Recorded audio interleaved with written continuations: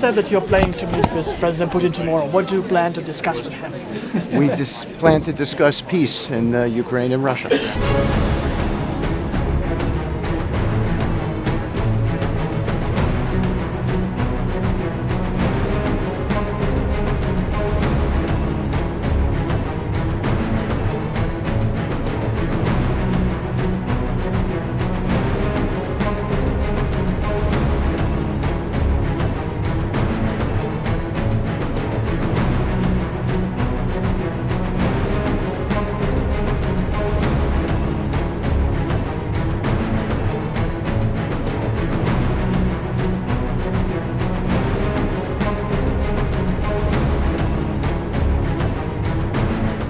Donald Trump's top envoy, Steve Witkoff, has confirmed that another meeting with Russian President Vladimir Putin is now on the cards, signaling renewed backchannel momentum. Speaking at the Davos World Economic Forum summit, Witkoff said a Moscow meeting with Putin is expected to take place on January 22, putting a date on the next round. Witkoff said talks on a peace deal to address the Russia-Ukraine war will be on the agenda, as Washington explores a possible pathway to negotiations. The U.S. envoy also revealed that Trump's son-in-law Jared Kushner will be in Moscow as well, adding extra political weight to the delegation. After meeting Putin, Witkoff and Kushner are expected to also meet President Volodymyr Zelenskyy and other Ukrainian officials, suggesting an effort to brief both sides. You said that you're planning to meet with President Putin tomorrow. What do you plan to discuss with him? We plan to discuss peace in Ukraine and Russia. And how do you think it will go? I'm hopeful that all meetings will go well.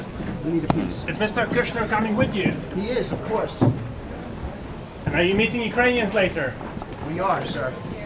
In an interview with CNBC, Witkoff claimed the Kremlin requested talks with Trump's representatives, portraying Moscow as actively seeking engagement rather than shutting doors.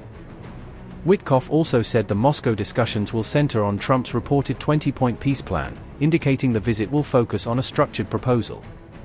When asked whether Putin will finally agree to a deal, Witkoff said he remained hopeful, framing the moment as an opening rather than a dead end. Steve Witkoff said, and I quote, "Regarding our 20-point peace plan, we're massaging it and harmonizing it, and I think we're down to land deals now. That's been the 800-pound elephant in the room, and I think we have some very, very good ideas around that, and hopefully we'll be able to make some progress there. I just sense that everybody wants peace there, that it's time. We're bringing everyone closer, hopefully we'll have something good to announce soon." Unquote.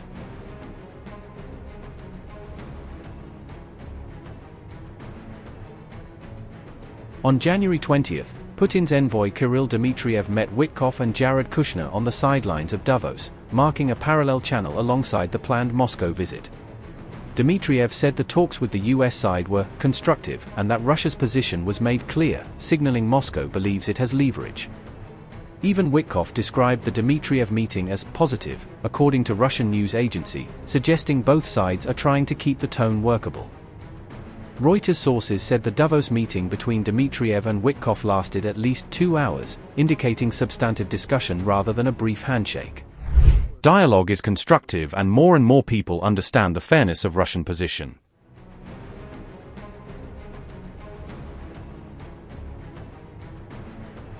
Meanwhile, President Zelenskyy skipped Davos where he was expected to potentially meet Trump, as Ukraine prioritizes security commitments over photo-op diplomacy.